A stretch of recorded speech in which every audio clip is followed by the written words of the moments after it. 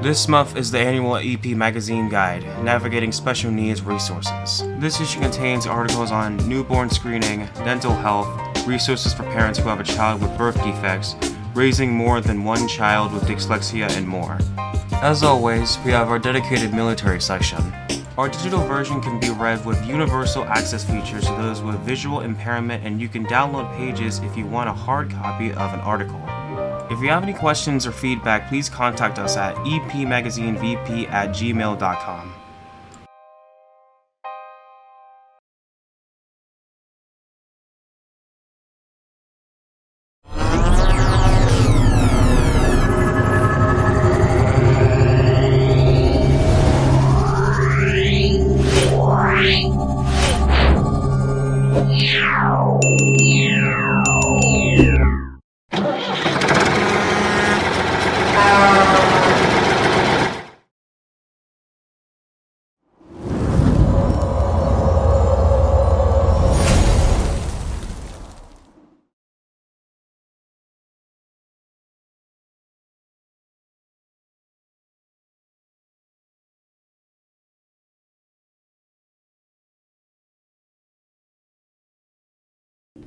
Suicide is preventable, and each of us has a role to play in suicide prevention.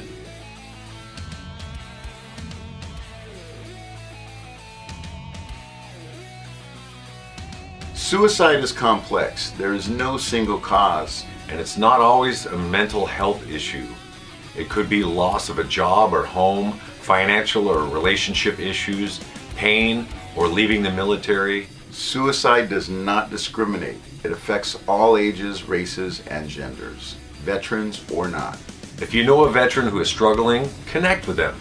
Let them know help is available. There is quick and easy access to services in times of crisis. Dial 988, then press 1. Talking about it is okay. Don't keep it inside. Don't be ashamed. Don't wait.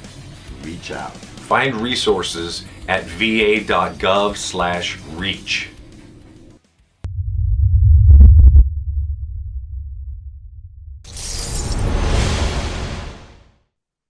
Hello and welcome again to Oscar Mike Radio. My name is Travis. I'm your host. Oscar Mike Radio is part of the Hoobazoo Network. You can find out more on hoobazoo.com. I want to thank my sponsors, Joyce Asek of Asek Real Estate, Army National Guard veteran Mark Holmes of Reapers Detailing and Power Washing, and my supporters, Case On Shaving Company, Exceptional Parent Magazine, and Black Cat Designs. Look, folks, we're starting off 2024 hot. It's great, and I've had to be Semper Gumby. I've had to be, adjust fire, all that good stuff. And I get this message in my inbox, hey, I'm Dr. Aaron Bryant. I want to check you out. I got this book coming out. I looked at his LinkedIn, folks, and I don't know if we can fit all of Dr. Aaron Bryant in 1 hour. We're going to try, or maybe have him back. But I want to introduce to you author, golfer, podcaster, MBA, doctor, for real. He's like a doctor, all this stuff. Coach, mental wellness professional, Dr. Aaron Bryant, Army veteran, Airborne Ranger. Welcome to Oscar Mike Radio. I mean, that's a mouthful, Doctor. Thank you so much. Hey, I appreciate it. Thank you so much for allowing me to do this and be on your show. Thanks. No problem. And this is one of the best aspects of doing Oscar Mike Radio is getting to talk with someone like yourself who, a lot of us veterans reinvent ourselves, a couple times, right? The average American, changes careers 2 to 3 times during their whole career, where we do it 6 or 7 times. But you have this real pattern of reinvention, and then you figured out a way to really write about the mental aspect of wellness and mental health. And you have a new book coming out, which we'll get to. And it's a really interesting story. It's one of the best things about getting to do this show. Before we get into the really good stuff, and it's all good, Doctor, kind of give us a background of who you were growing up and then going into the military, please. Yeah, so I grew up in Compton, California, which is down in LA area. People hear about it on the rap song, so that's where I grew up, born and raised. And had to transition it to Northern Cal, where my parents took us. And from there, Went to the military. Didn't want to do the typical standard thing because my personality and the choices that my brother and I thought about, I wanted something that was a challenge. And so I wanted to be a ranger. Didn't really understand totally what it was, but I knew that it was something that was supposed to be very difficult, very challenging, something that most people cannot even achieve. And so I said, I want to give it a try, and probably bit more than I could chew, but I was there, did it, been there, done it. And I served with my brothers, and that's a whole nother story in the book, probably more so in my first book. Didn't get into it too much in the second book, but that's how I did that. And then came back out, and I was a different person, as you all know. Things were much, much different after that. So I'm sure we can get into that. In what way? I mean, you go through, it's not just people don't understand that there's the infantry and then things like the Green Berets and the Airborne Rangers, right? But that's a very high, and I'm a Marine, but much respect to the Rangers, right? Rangers lead the way, all that Exactly. good stuff. High level of expectations and accountability and standards, extremely high. There's no like, well, you kind of got on target. You either pass or fail. You go from that, right, doctor, back to the civilian world. What was that like? Yeah, so let me elaborate a little bit. So you have military standards here, and then you have in the Army we have our PT scores, and the perfect score is is 300. So Army standards just to stay in a stable, to not get written up, or it's like 240. Well, Rangers we're expected to be at 270, 280 and maintain it. So that's to give you an idea of the physical demand, just the physical demand.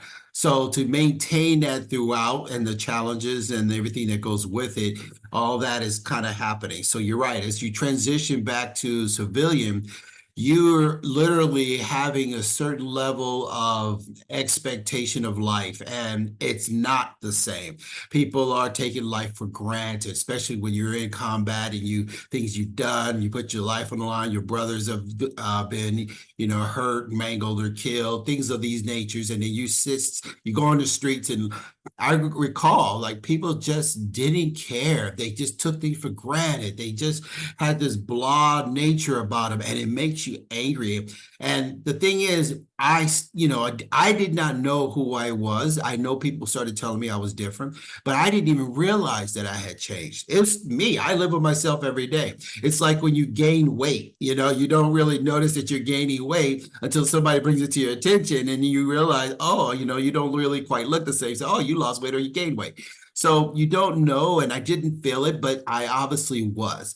Friends would start falling off, arguments with family members, challenges at work. And I've realized that I've kind of come up with a common denominator that's just the interpersonal relations are just not quite there. And it's not them. It's typically going to fall back on how I am actually acting. I say me because I don't want to blanket all soldiers, but there is this existence of your demeanor and nature of who you are is not quite functioning and along the same parallel of most people and as they exist as civilians.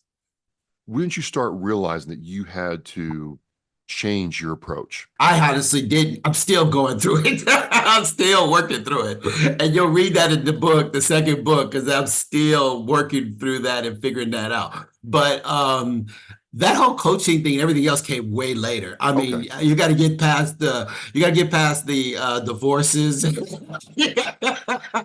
You got to get past all that other stuff first. Isolations of people, the termination of jobs or quitting of jobs and all that. But to answer your question, I guess I was lucky enough, and I say I was lucky enough to have a bit of an A-type personality. That's that same personality that got me through Rangers. So the being able to not be a quitter, being able to find something inside you, intestinal fortitude, that type of person that got me to be an excellent soldier is still who I am inside. So that part of not quitting existed. So I was already going to school. Actually, when I went in the military, I was just shy of my AA degree. So I had to finish that. Oh, I have the GI Bill. So we finished that. And I continued to push myself on the education side. Well, that's something I control. So I'm good with that. So let's keep going.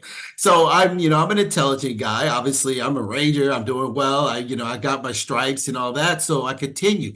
But everything else around me was falling apart, but I can control my education. So the education also contributed to competition, being better. So even though I couldn't maintain stable jobs, like I would go into a job and then I would have issues and I would lose the job. Then as I'm also escalating myself, because thank God, as a military soldier, people love vets. At that time, we started seeing the thank you for your service started evolving. It was like, okay, I could still get a job because somebody saw that I was a veteran. So even though I might have been terminated or I quit, they still would give me another chance. And I took advantage of those chances. But then I started shifting into contracting, which allowed me to maintain a short period of time of employment. So when I'm not existing within the same amount of people who are irritating me too long, that saved me. That is exactly what allowed me to continue to rise in my employment, to get more education, and then start commanding more money. However, as I'm rising professionally, everything else is still crumbling around me. And to kind of get to the point of my divorce, lack of relationship with my kids, I find myself still pursuing education, trying to make myself better, compete in the employment world. Became a professor, a teacher first, and teaching at the colleges, teaching at Phoenix and Bryant, surrounded by other vets. Then that's when things started shifting. I started really enjoying being around fellow vets. I wasn't going to, keep in mind, this is in the time period was in the 2005 period. VA was not really that great. So didn't have a lot of these resources that we have now. Ever since we fired that undersecretary and things like that, we've gotten a lot better. So at that time, you're on your own. So I'm just trying to figure things out. But as I'm teaching and I'm surrounded by fellow vets and their students in my class, and then I'm realizing a vibe and I enjoy it. I feel that they're coming to me at that time, I wasn't a doctor. I was teaching undergrad as a master's, and they're still coming to me for guidance because at this time, but I'm a professional employer. I'm working, I'm making six figures, and it felt good. And so continuing that transition as I continue my education to eventually become a PhD, then I get to move my status into teaching grad school. My employment started rising.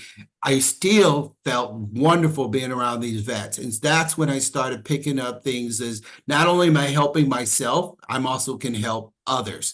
So got into coaching, and I started getting into things where I can have resources to help. I didn't want to be a psychiatrist or psychologist or anything like that, because I recall at this time, I'm now going to the new VA. I'm now seeing my therapist or my few therapists and how they keep jumping around and quitting. And then I got a new therapist. They do their little 1 to 2 years and they disappear. And I know you guys know the story, but I didn't want to do that. I want to do something a little bit more direct. And so one-on-one and something that was a little more hands-on, a little bit more lifeline, because that's what I needed.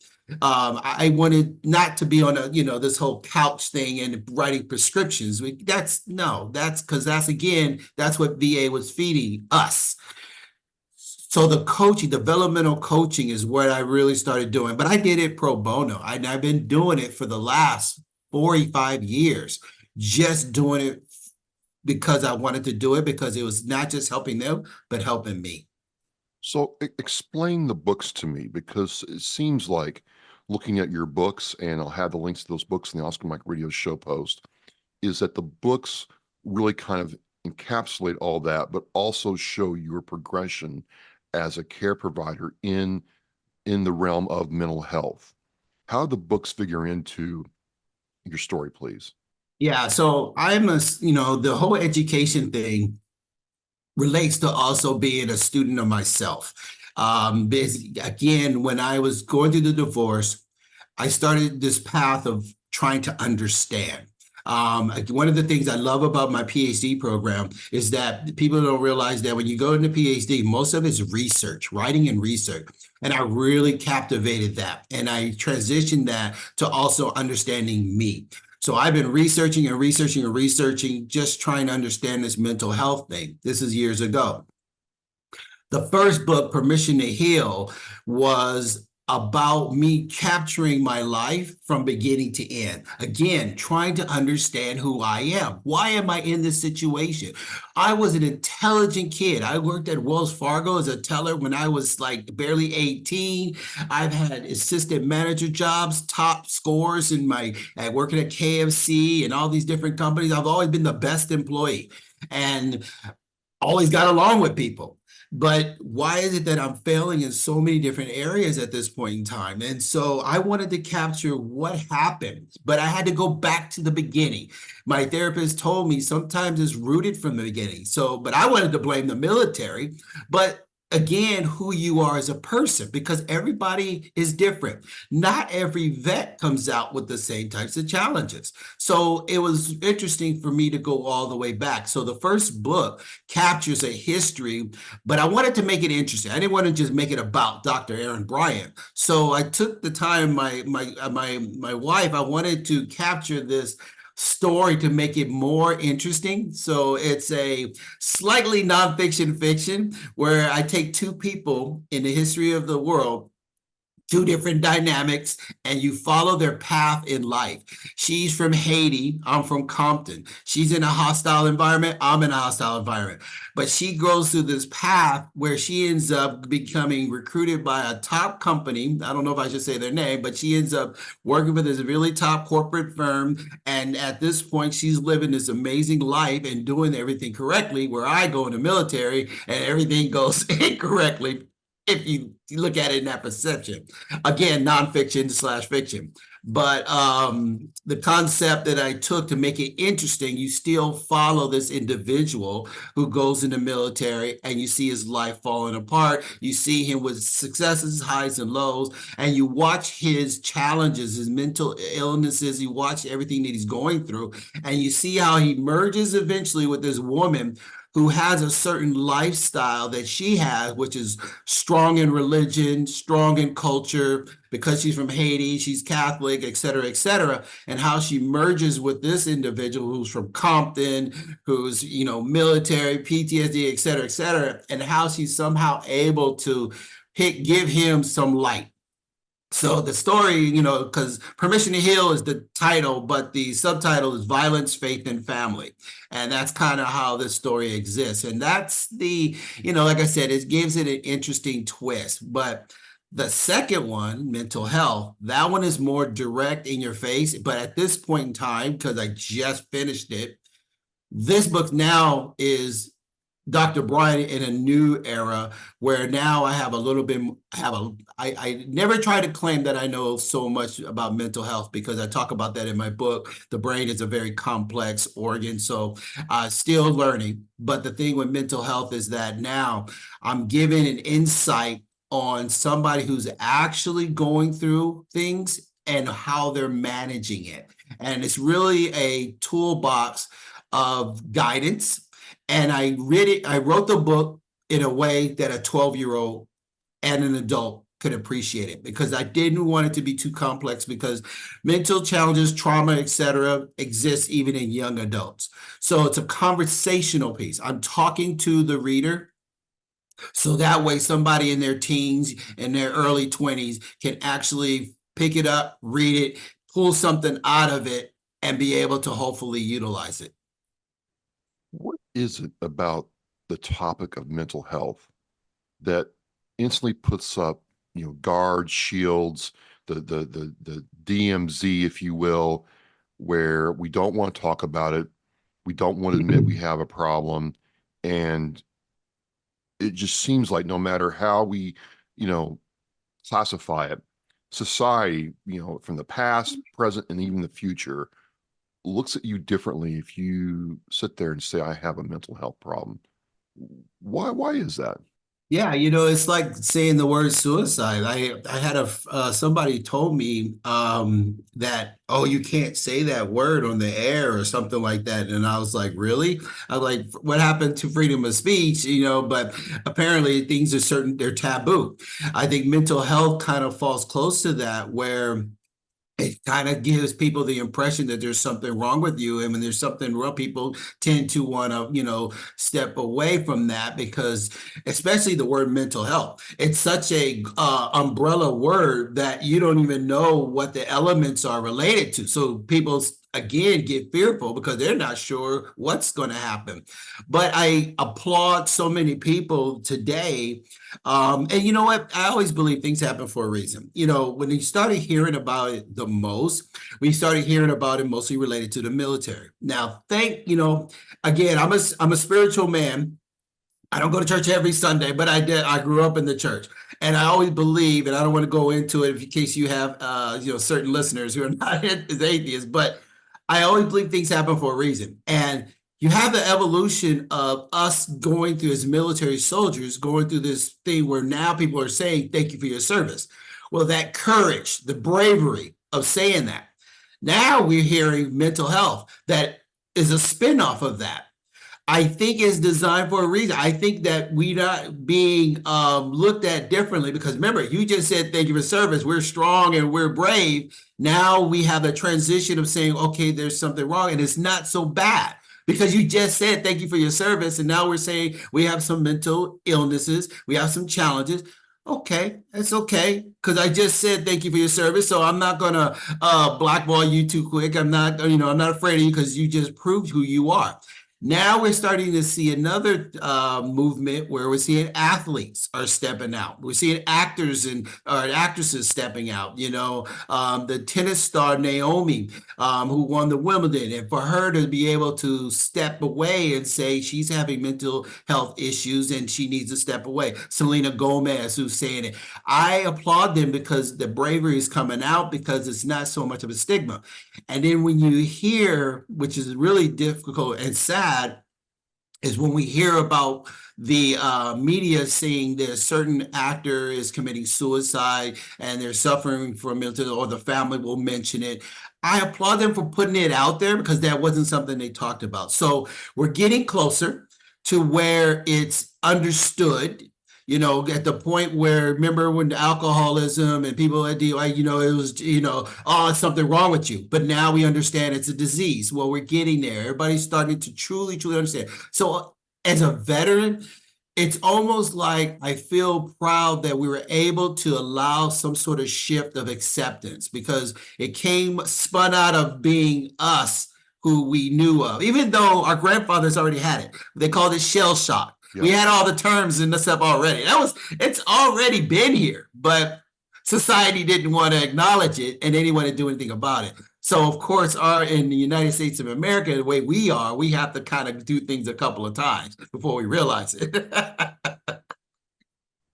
You do coaching now and advisement on, health and mental health. Let's just say I'm listening to the show, or I come across your book and I engage you to help me. What's your process when someone comes to you and says, hey, Dr. Bryant, I need help? How do you work through that? So as I mentioned, I used to do this pro bono all the time, but it got to the point where I had to put it in a formality of a business, because I had to manage my time, and it became difficult to try to keep helping everybody. But to answer your question, and I'm gonna lean on a very specific story of this young lady contacted me out of the blue.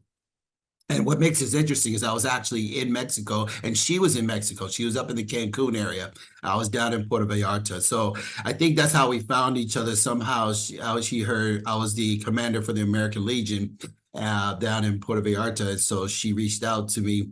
And it really just starts off with a conversation. Let the common denominator of being veterans makes it a lot easier. So we have that conversation, just like when you and I first, got on this Zoom, we just started talking. That is always the easiest and the best way, because I want to get to know you. It's not about, how many hours we're going to do, how long we're going to have this session, what package you're going to choose. I could care less about that. My first and foremost is why I choose to do this. Now, I want to clarify, I'm a developmental coach, which goes a little deeper than like a life coach. People typically hire life coaches, like, for instance, if you want to do an interview for a job or you're trying to get a promotion, you have some specific you're trying to achieve. I kind of go with the person themselves, and I want to help them develop. So I go a little deeper, and we kind of, take care of a bigger picture, because my goal is to get you to launch and be independent. Even though on my website, it kind of categorizes things, it really isn't. I do that because it just gives some people just feel they need to look at certain things in their life. But truth of the matter is, at the end of the day, we're going to tackle the big picture. And that starts off with a conversation. And then we kind of, as we're communicating, you start picking up key words. You start picking up certain things that bothers the person, their expressions, their actions, the things they may say about somebody, things they may say about them. And I obviously have the background and training to understand these things. And the unique thing about it is I've been there. This is why I do it, because I have been there. I don't, like you told me, everybody in the beginning, you looked at my bio and my portfolio, I've kind of been everywhere. I work for Fortune 500s, Fortune 25s. I consulted with Fortune 25s, public sector, politics. I mean, trust me, you talked about bringing me back. I could go on and on. I got secrets about politicians. Even somebody who's currently in office, really high up, because that person started in California and I was in that arena. So there's like all these things that I've been around and seen, witnessed, been a part of as post-military. So having to manage these emotions and everything, I've seen it, been there. So adding the layer of education, training, and as anybody knows, coaches, psychiatrists, psychologists, etc., you have to go through real life, process of learning. It's not just books. So yeah, it's I take it very, very seriously when on every call, every confidential, one-on-one, and it's not a matter of how long, it's when you're ready. One of the things that a lot of us, myself included, think, when you talk to somebody in counseling is, what am I doing here? I mean, this person has no idea who I really am. And, they seem to have more education, more this, more that. How are they possibly going to relate to me? And is it what you said, that you have all these various experiences that allow you to connect with that person in a real and authentic way?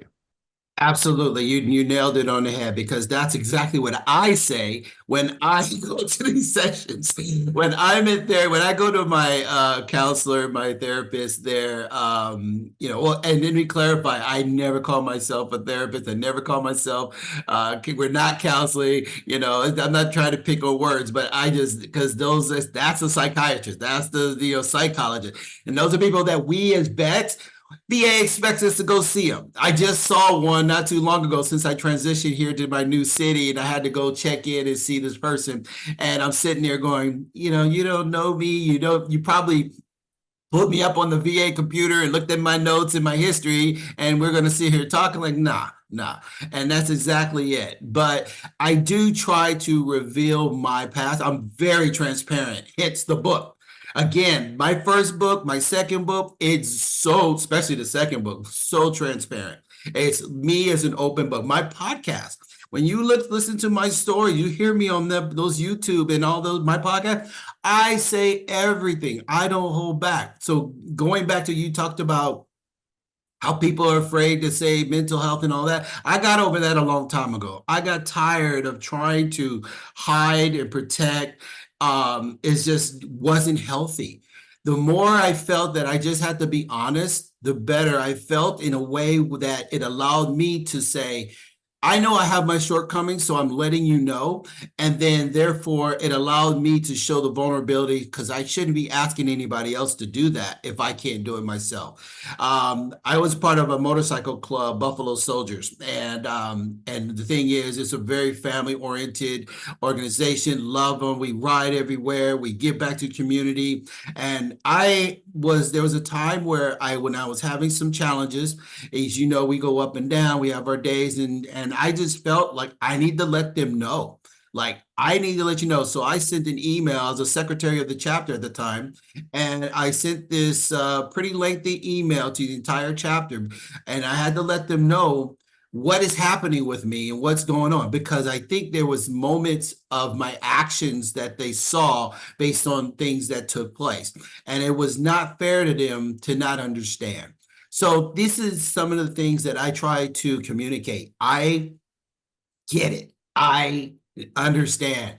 It doesn't matter about race. It doesn't matter about gender. Doesn't matter about age. Doesn't matter about military era. Trust me, there's not much you can say that I probably won't either relate to, understand, or I have assisted somebody else. Going back to Mexico, the person that called me in Mexico, this was a white female alcoholic drug addict veteran. So you're talking about checking boxes.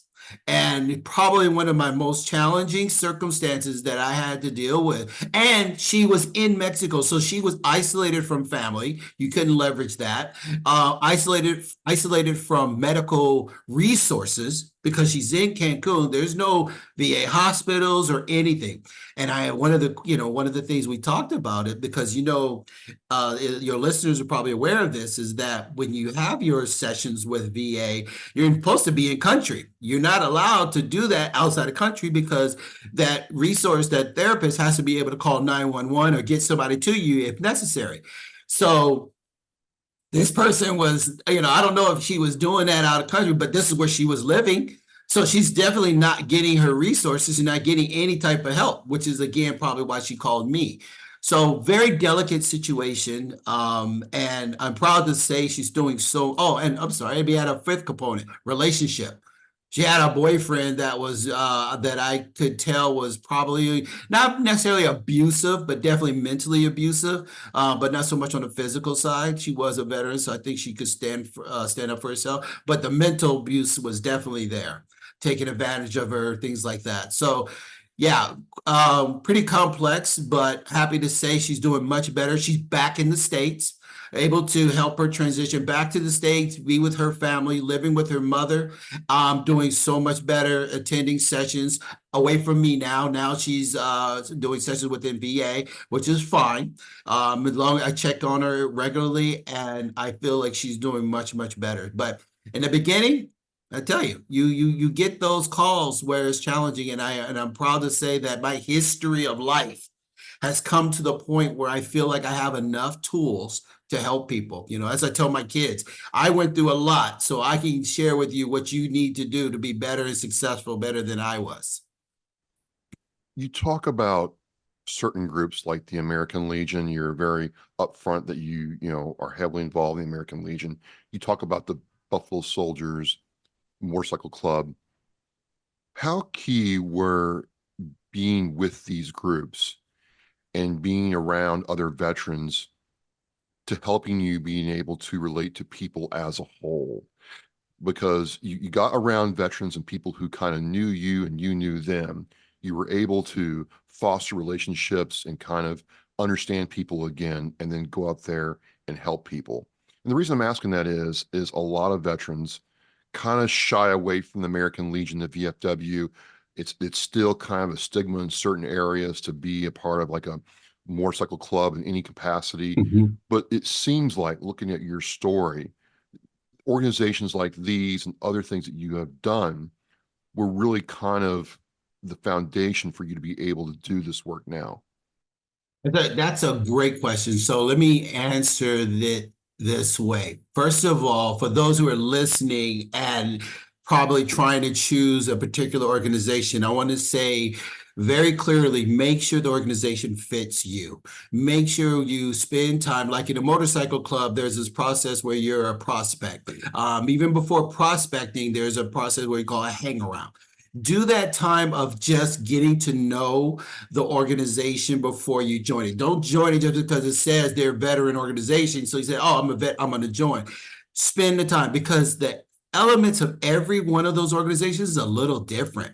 I learned that. So to answer your question, the Buffalo Soldiers, even though the name was related, goes back to the Black Cavalry soldiers who helped with this entire evolution of our country, it's not really a military organization. It's just the name. The founder is actually a police officer out of Chicago, but he had such a passion for the Black Cavalry soldiers, he chose to name it that. So not to say that we don't have a lot of vets, because we absolutely do have a lot of vets. But I probably, in my particular chapter, I think I was, out of like maybe, I think 30 something members, I think 9 of us were veterans. So again, knowing where you go. Now, yes, I'm the current commander of the American Legion, and down in Puerto Vallarta, and that obviously is a military organization. And I find myself surrounded by my Vietnam vets. I am probably one of the youngest. So again, figuring out what you're getting involved with. And the Vietnam vets, obviously 60 plus, you find that they are disconnected. You find that they don't even know about the resources anymore. Now, keep in mind, I just said I'm from. This is a post in Puerto Vallarta, so they've already left the States. So they have no clue of what's going on with the new changes at VA. What's new with how we can get resources. They've probably been living in Puerto Vallarta for 20 years plus, because they got tired, they got fed up. We don't have to, that's a whole nother show where we could talk about, how a lot of our older vets have, been angry with the society and how they become Hells Angels and all this stuff. But yeah, these guys have bounced, they left. So they're like sick of it. So having them in my post and being able to, that's more or less me being the one that's trying to father them and helping them figure out, hey guys, you're eligible for this, you're eligible for that. So that's actually humbling. So to answer your question, very humbling, and it goes back to my passion of helping. So that's hat there is much different than my hat at Buffalo Soldiers. Now, VFW, again, I hear that it's going through a transition where there's becoming more younger vets are getting involved more so than I remember when they first asked me, and I'm like, I looked around and all these guys were 70 plus, and I was like, I don't think so. So again, knowing where you're at and who you're getting associated with, but it definitely does help me get grounded. I maintain a level of passion. I don't have to put on the whole, the coaching hat, because these guys been there, done that. They, they've seen things much more and deeper than I have. So, but I am the one that gives them the up-to-date guidance. I am the one that kind of looks out for them. I'm like the young grandson, because they're isolated from their family. So I'm kind of like, hey, you know what, let me make sure you get to your doctor's appointment and that kind of thing. Making sure they get resources, because it is a challenge between the two countries. But it's a different hat, different situation, and I play each one in its own silo.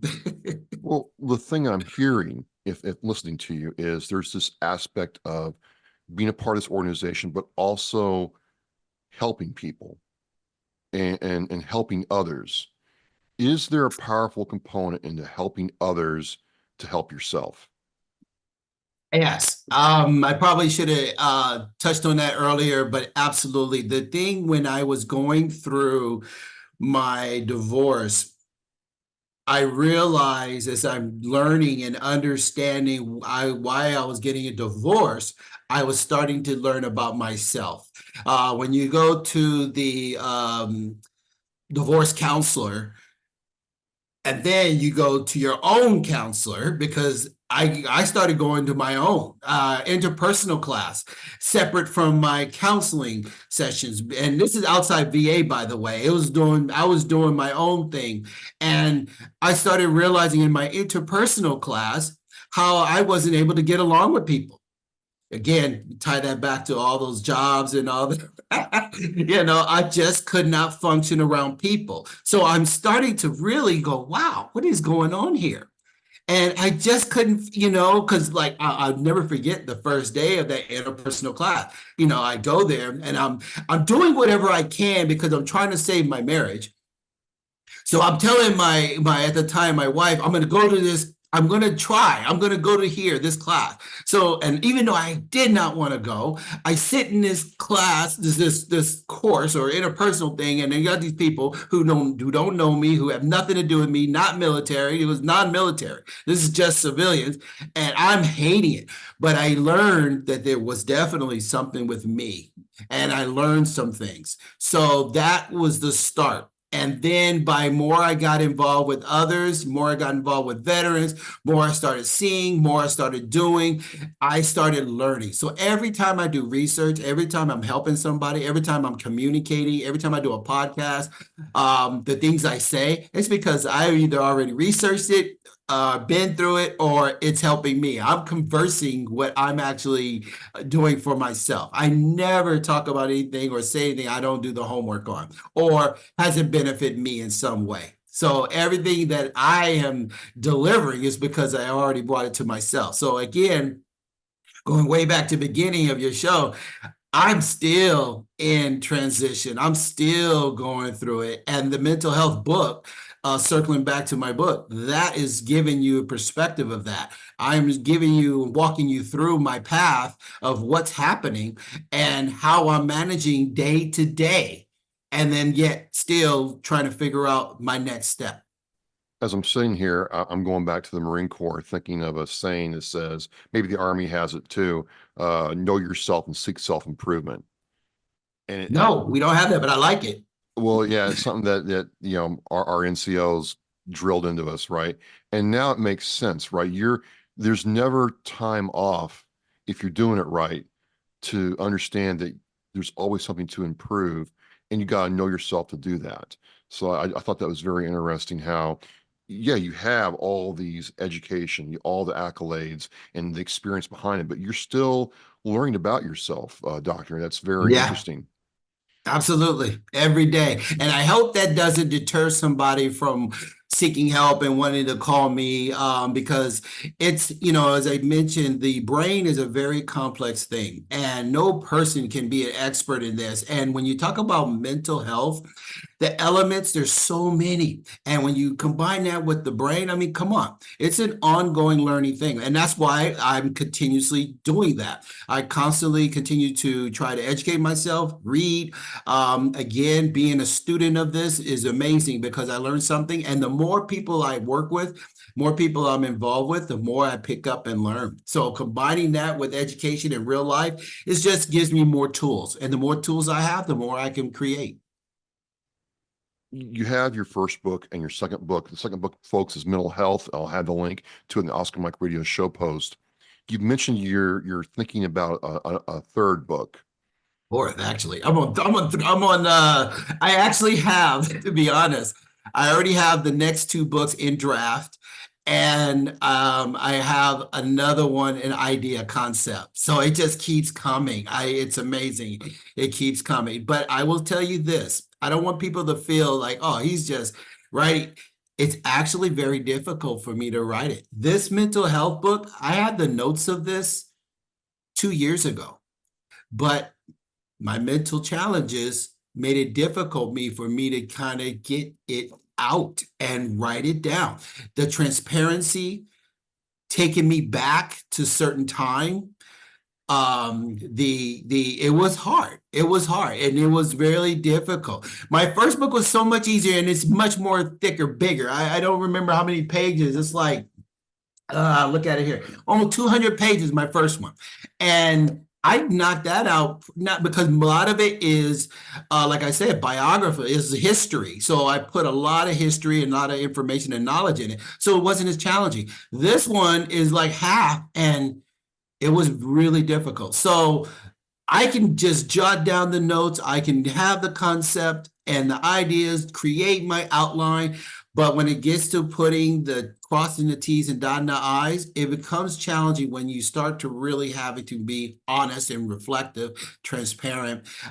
So moving forward, I can't say when it's coming out. I don't want to put a date because this date for mental health kept changing, but it's there. It's just a matter of me being me and being a broken soldier, having to be able to get this going. But again, and I say this in my book, that gives me the reason to get out of bed. That gives me the reason to continue pushing forward, because I feel like if I could get this on paper, I'm gonna help somebody.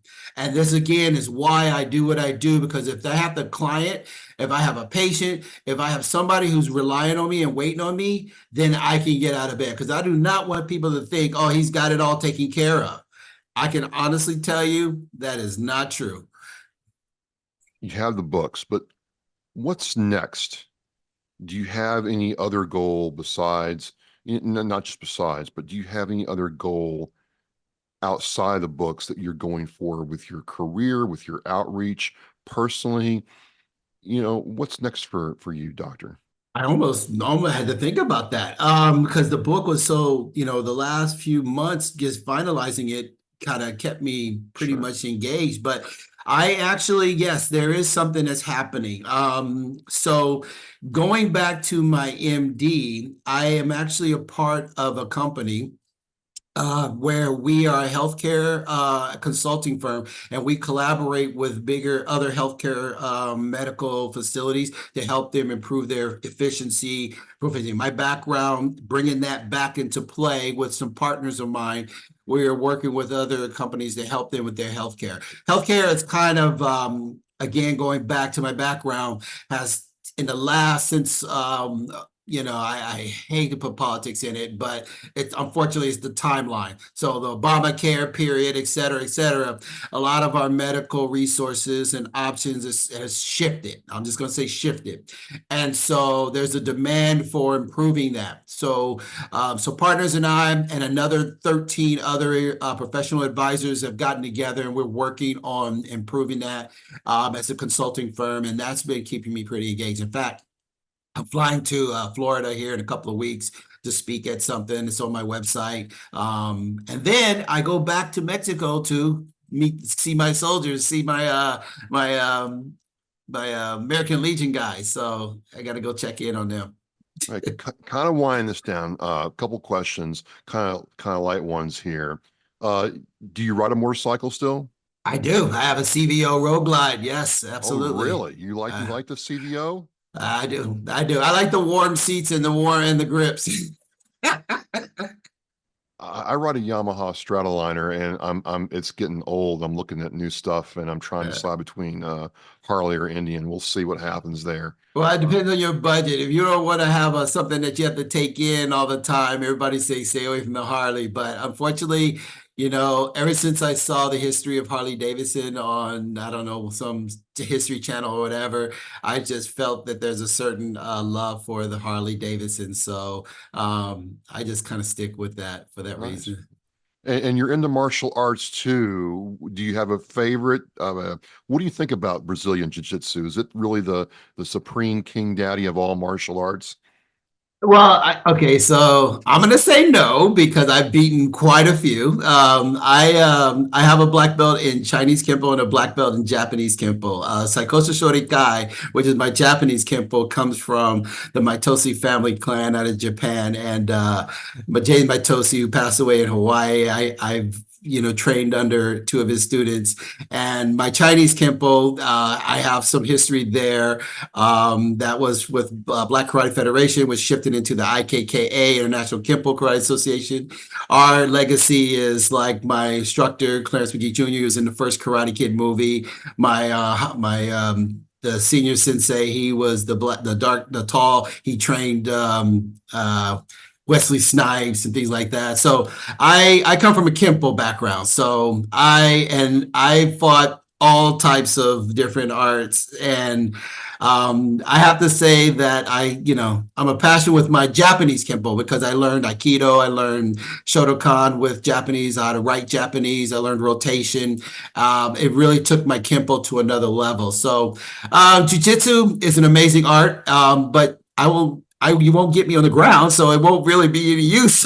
Well, I always that's my whole problem with it. It's like I'm like, wait a minute, guys. The whole point's not to get on the ground. Exactly right. Well, it's like, John. Everybody says like Jean-Claude Van Damme. I hope I hope he listens. It'd be great that if he's one of your listeners.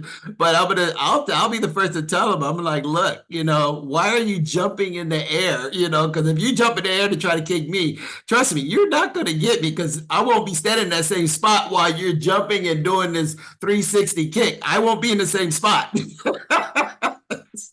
It's just funny. It's really funny how that's something else.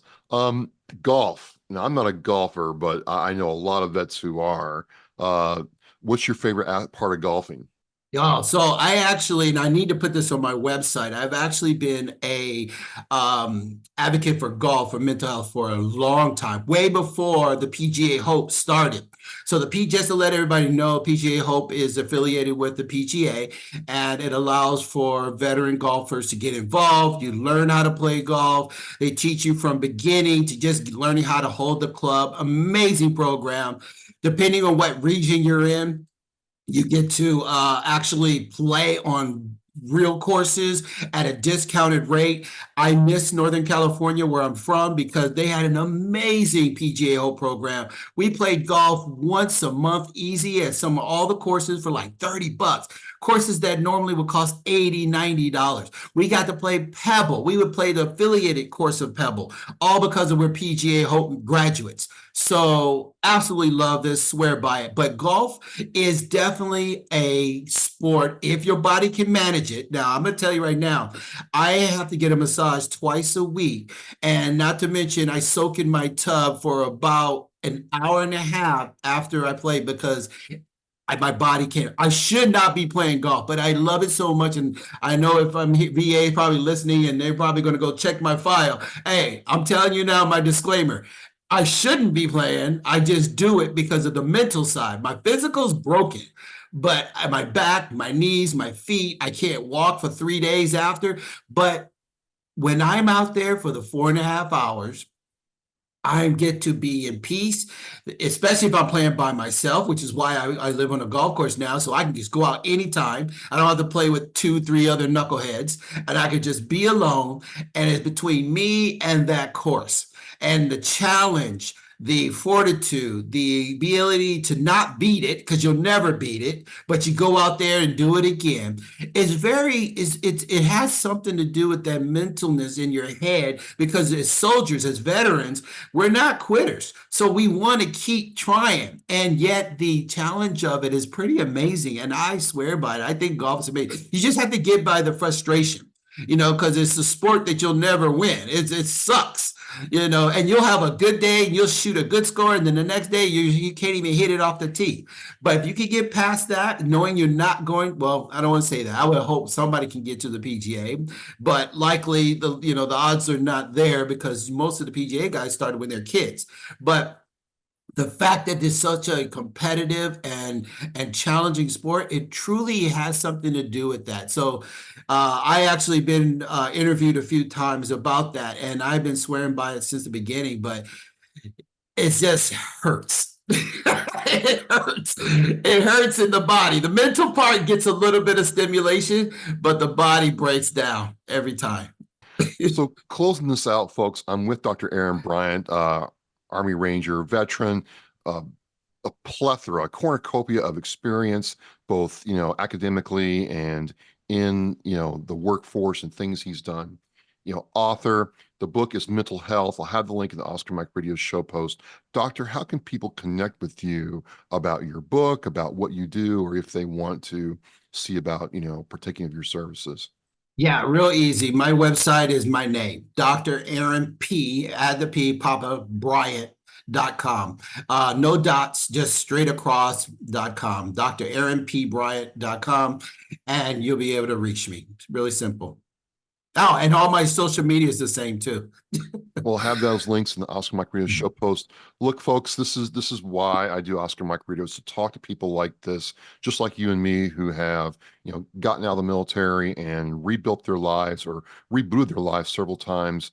And Doctor, it's been a pleasure having you on. Hope to come back on when you write more or have something to talk about. Just hit me up and we'll make this happen.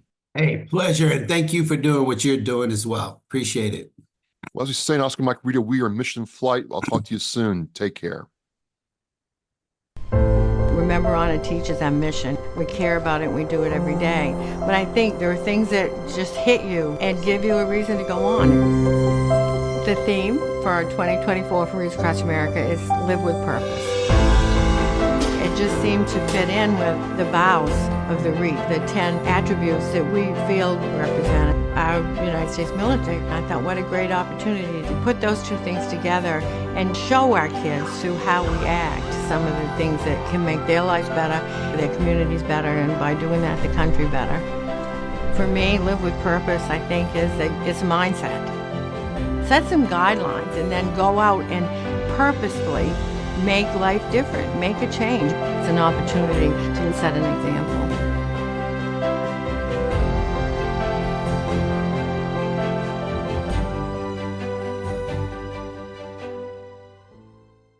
Thank you for listening and watching Oscar Mike Radio, where our active duty service members and veterans are in action and the mission is in flight.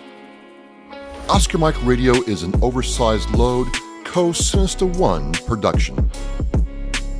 If you are a veteran or know a veteran who needs help, please dial 988 and press 1 for the Veterans Crisis Line.